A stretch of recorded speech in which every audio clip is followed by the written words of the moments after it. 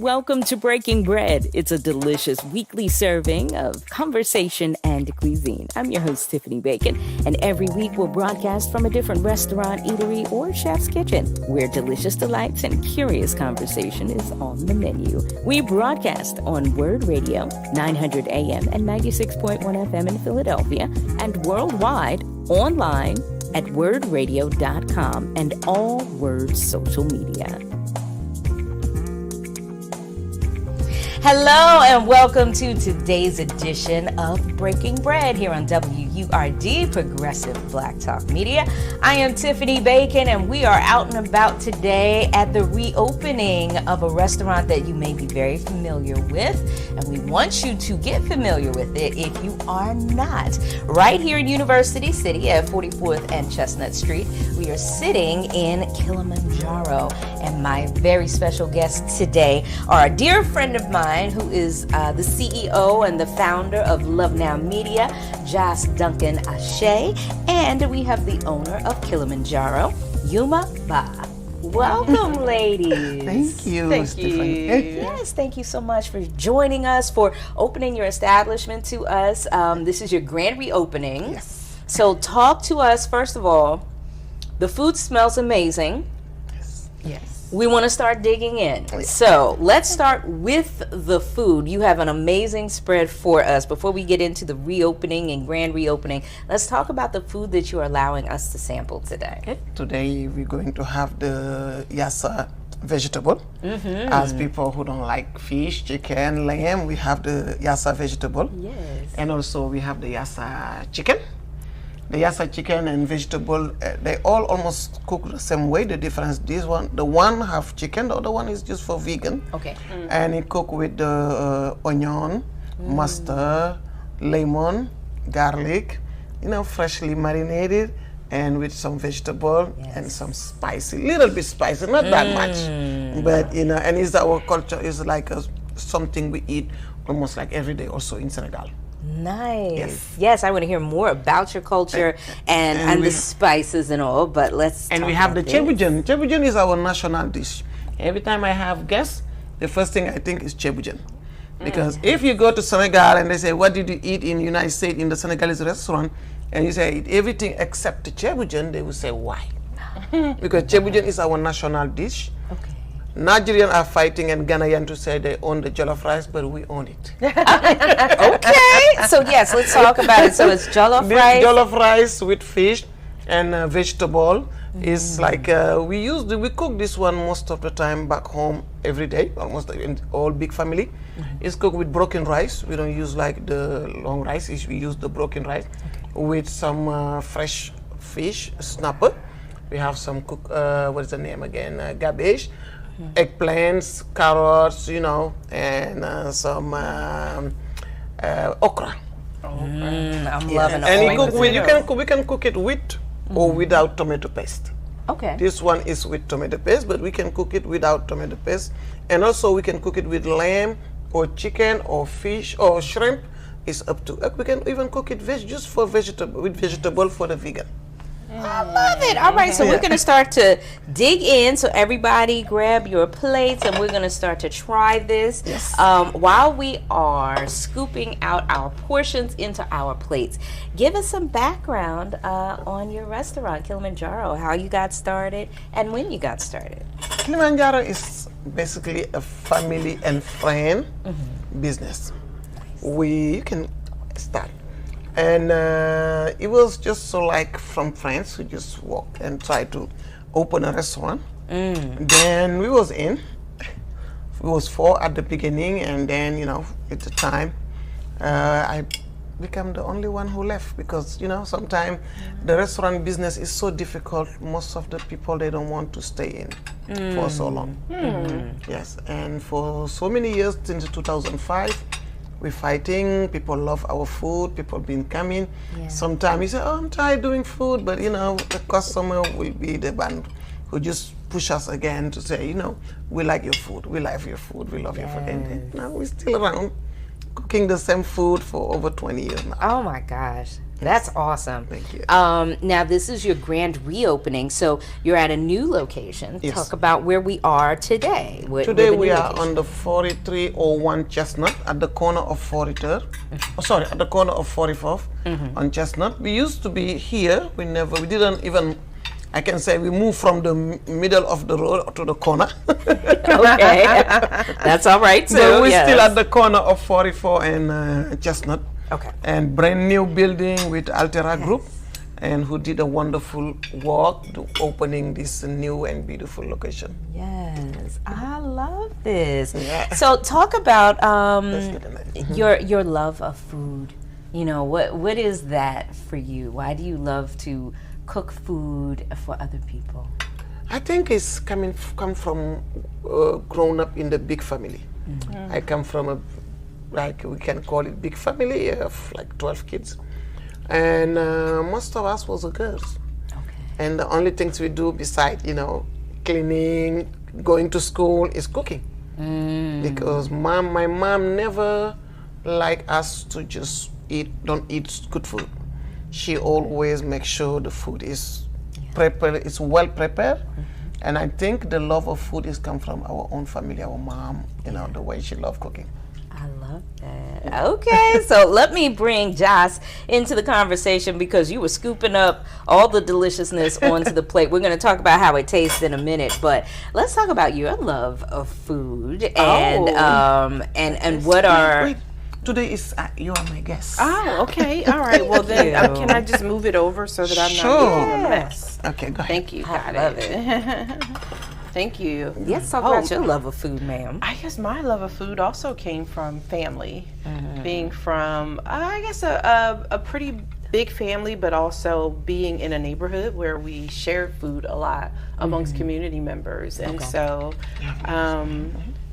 I've actually been a customer of Kilimanjaro for for many years, and we used to go to African dance class, and then we would come here afterwards. Yes. And so it's just so beautiful to see this brand new place with new dishes and, and all of that. So congratulations. Thank you. Congrats once again. Let's talk, since you were talking about new dishes, let's talk about some of your featured dishes here at the new version of Kilimanjaro.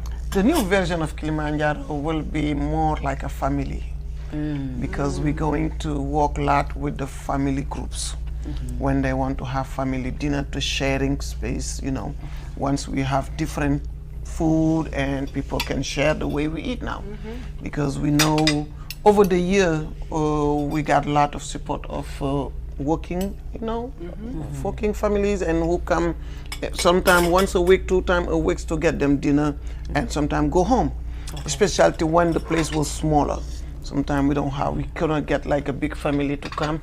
But now with this new location, I think we have more chance to bring family to share food, to get the experience of the African food. Sometimes why we do that, we just think is once a lot of people never try African food, and when we give them the opportunity to test a lot of different food, they may pick 1 or 2 or 3, or it might be they will love everything, but we give the opportunity to everybody to come to try our food. I love it. I have to ask. I mean, I don't want you to give your secrets away, but what do you season this rice with? It tastes amazing. Yes. It's just like, I know. It's super good. The rice is something we learn at a young age. Like, sometimes when we hear they teach us, 5 spoons of chicken of sauce, this, but back home we learn how to. Okay, the test is right. Yes. Well, that's what I'm doing now. Yeah, we right. learn how to understand and know the test. Like even sometimes I can miss one ingredient, but I have to know what I'm missing with the food. And I think it's been cooking all my life since the age of 12. I've been cooking for my family. I think it's something really natural on us, and I love also the food. You see, I eat everything I cook. But it's a good thing because it tastes good. Thank you. I am really loving this. So I just had some of the jollof rice. I agree with Joss. Like, very, very well seasoned, very delicious. What would you say is your favorite dish to make here at the restaurant? That's the big problem sometimes I have. I eat almost everything. I love the fish. I can tell the grilled fish. I love the lamb chop. This is, I think, one of the things I eat most. I love the chicken yassa. And I don't want to say it, I'm not too vegetable, you know. That's okay. That's okay. I'm not like, I'm a meat and chicken and fish person, like, you know, I'm not, even like I cook the chebujan with all the vegetable, I will eat the fish and the rice. But, you know, I love almost everything we're cooking because we don't cook something we don't know. Okay. Everything I cook is something I learn from back home.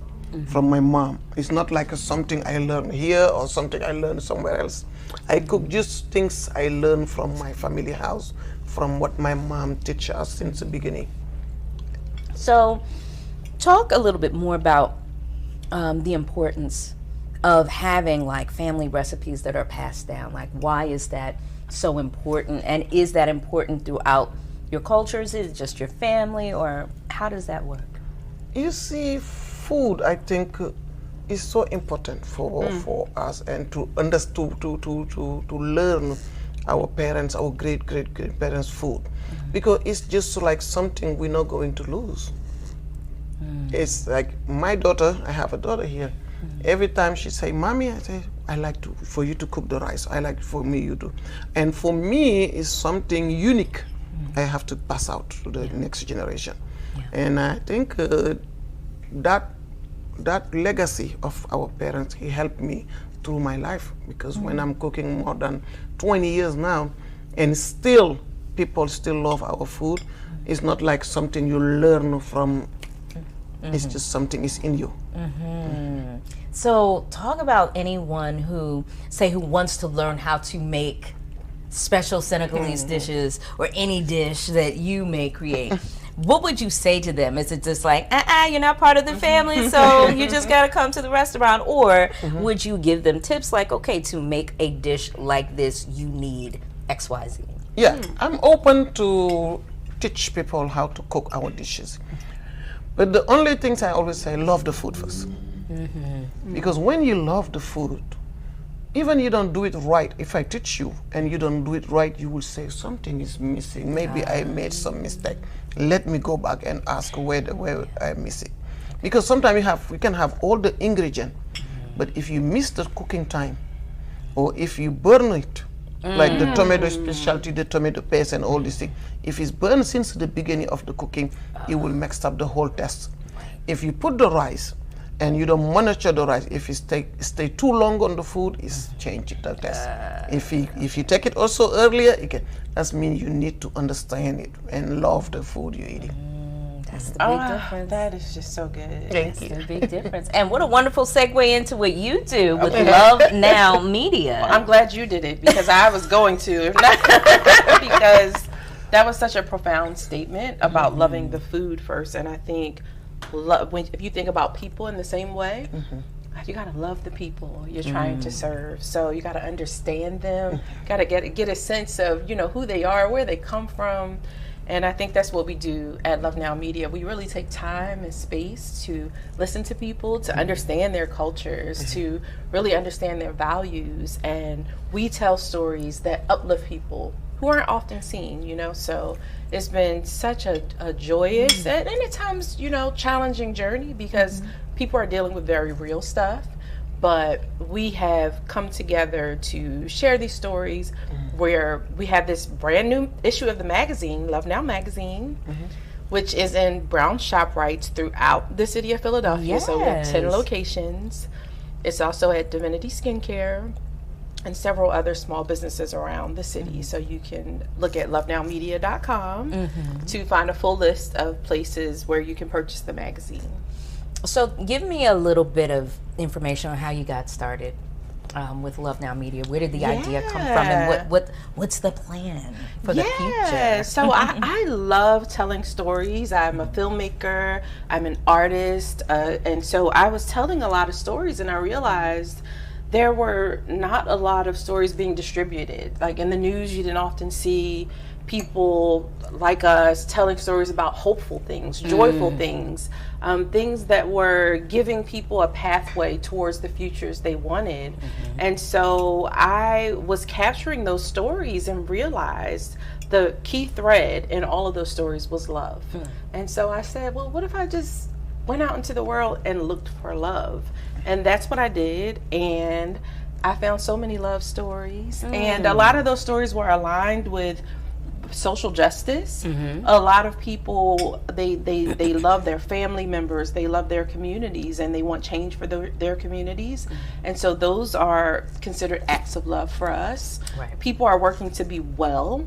They want to figure out ways to restore that sense of hope, to heal their trauma. We consider that love. And then there's also the policy change aspect of love.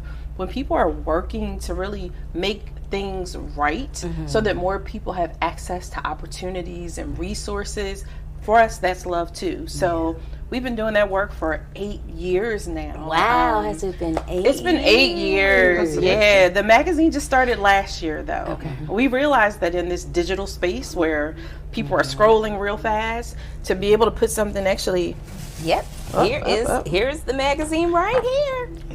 To be able to put something in people's hands that felt like love. These are all love stories.